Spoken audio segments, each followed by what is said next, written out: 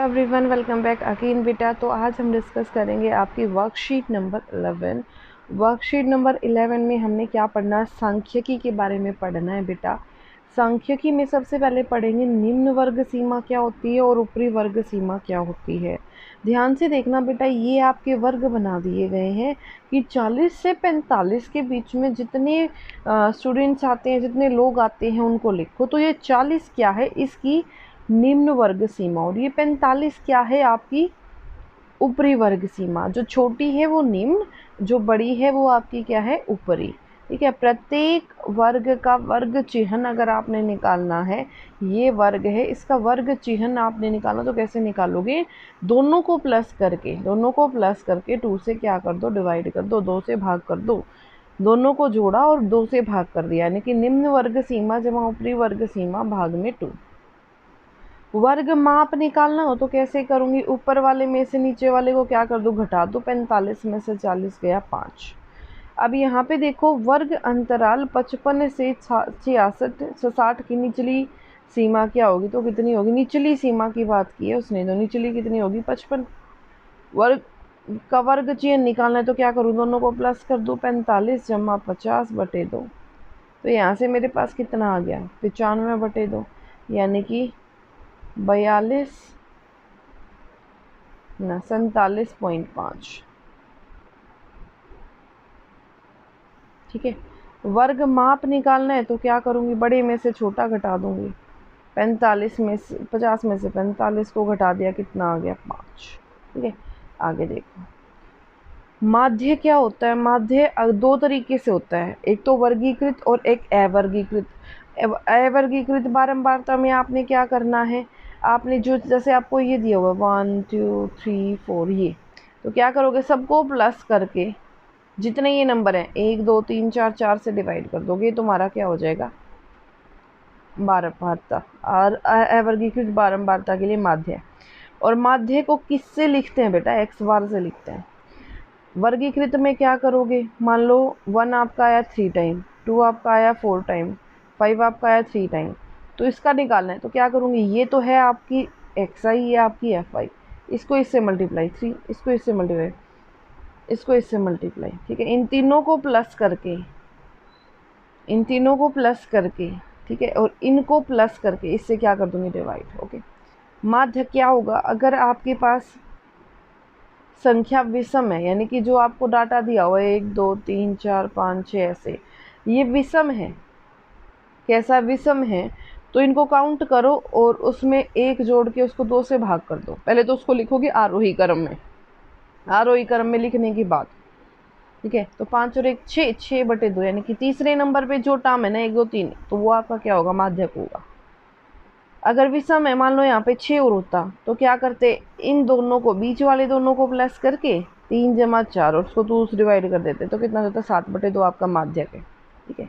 बहुलक क्या है, एक नंबर जो सबसे ज़्यादा बार आया है। बहुलक क्या है, एक नंबर जो सबसे ज़्यादा बार आया। अब इसने बोला प्रथम 6 पूर्ण संख्याओं के वर्गों का माध्य ज्ञात कीजिए। तो यहाँ पे लिखो वर्ग संख्याएं सबसे पहले।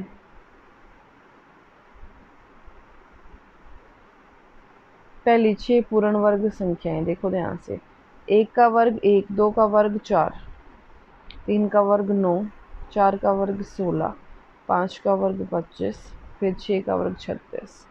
क्या निकालना है, माध्य। तो देखो ध्यान से, क्या हो जाएगा, 1 जमा 4 जमा 9 जमा 16 जमा 25 जमा 36, और बटे में कितनी है, 1 2 3 4 5 6 6।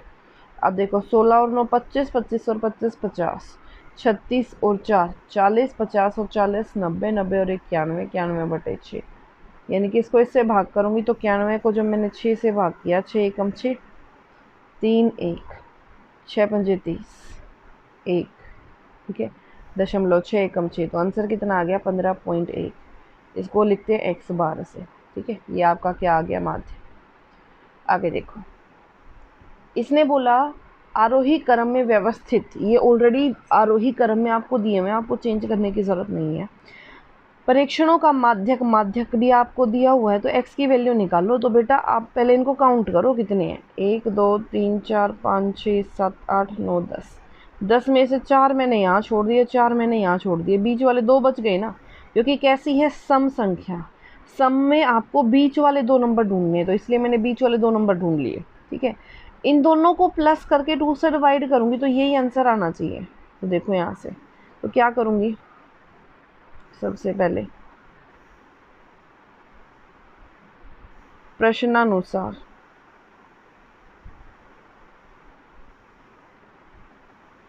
माध्यक बराबर है x जमा 2 जमा x जमा 4/2, यानी कि 25 बराबर है x जमा एक्स 2x जमा 2 और 2 4 और 2 6 6/2। ये वहाँ जाके गुणा हो जाएगा तो कितना बचा, 50 बराबर है 2x जमा 6 की, ये जमा है वहाँ जाके घटा, तो 44 बराबर है 2x, ये गुणा में भाग में हो जाएगा, तो x की वैल्यू कितनी आ गई, 44/2 यानी कि 22। तो यहाँ पे क्या लिख दोगे, तो x की वैल्यू कितनी है मेरे पास, 22। ठीक है, तो ये था आपका क्वेश्चन नंबर 2।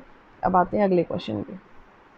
इसने क्या बोला, दिए गए अक्षरों का बहुलक ज्ञात कीजिए। बहुलक निकालना तो मेरे को ये देखना पड़ेगा कि कौन सा कितनी बार है। तो यहाँ पे आ जाएगी, यहाँ पे आपकी क्या आ जाएगी, संख्या, और यहाँ क्या आ जाएगी, बारंबारता।